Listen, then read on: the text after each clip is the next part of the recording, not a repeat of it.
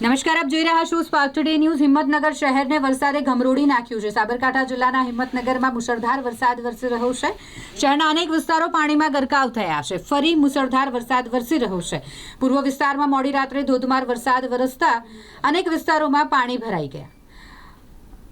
ભારે વરસાદને કારણે બેરણા રોડ, ગાયત્રી મંદિર રોડ અને શારદાકુંજ પાણીમાં ગરકાવ થયું। સહકારી જીન વિસ્તાર, સગુન સોસાયટી અને શાસ્ત્રીનગરમાં પણ પાણી ભરાઈ જતા લોકોને તકલીફ પડી રહી છે। હિંમતનગરની નિકુંજ સોસાયટી અને આસપાસના વિસ્તારના ઘરોમાં પાણી ઘૂસી ગયા છે। રહેવાસીઓમાં હાહાકાર મચી ગયો છે। નીચાણવાળા વિસ્તારોમાં આવેલા ખુલ્લા પ્લોટમાં પાર્ક કરાયેલા વાહનો પણ પાણીમાં ડૂબી ગયા છે। એક જ પ્લોટમાં પાર્ક કરાયેલી લગભગ 20 જેટલી કાર પાણીમાં ગરકાવ થઈ ગઈ। વરસાદી પાણીના ભરાવને કારણે રસ્તાઓ જાણે નદી બનીને વહી રહ્યા છે। લોકોને પોતાના ઘરોમાંથી બહાર નીકળવું મુશ્કેલ બની ગયું છે। શહેરના નાગરિકો રાતભર પાણી કાઢવા માટે મથામણ કરતા જોવા મળ્યા। નગરપાલિકાના કર્મચારીઓએ પાણીના નિકાલ માટે તાત્કાલિક કામગીરી શરૂ કરી હોવાની પણ માહિતી મળી છે। સ્થાનિક લોકોનું કહેવું છે કે દરેક વર્ષે વરસાદમાં જ આ પ્રકારની હાલત સર્જાય છે, પરંતુ નગરપાલિકા તરફથી આ સમસ્યાનું કોઈ કાયમી નિરાકરણ લાવવામાં નથી આવ્યું। શું પ્રોબ્લેમ છે? નગરપાલિકા તંત્રને પ્રશાસન કેવી રજૂઆત કરવામાં આવી? હાલ કેવી પરિસ્થિતિ?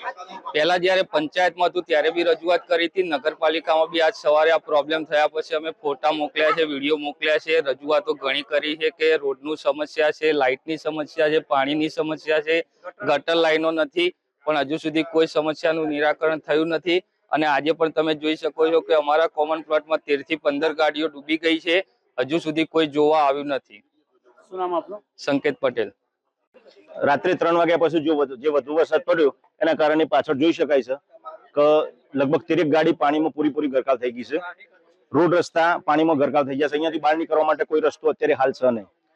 આગળનો રોડ ગાયત્રી મંદિર વાળો રોડ ડોમર રોડ છે, જેના માટે આગળ પણ અમે રજૂઆત કરેલી કે આ રોડનો નીચો પાડો તો અમારો ભાગ થોડો ઊંચો થાય અને પાણીનો નિકાલ થાય, પણ એના માટે નગરપાલિકા કે ગ્રામ પંચાયતે આજ સુધી કોઈ સહકાર આપ્યો નથી અને આરએમડી ડિપાર્ટમેન્ટ પણ કોઈ સહકાર નથી આપ્યો, જેના કારણે આજે આ હાલત છે।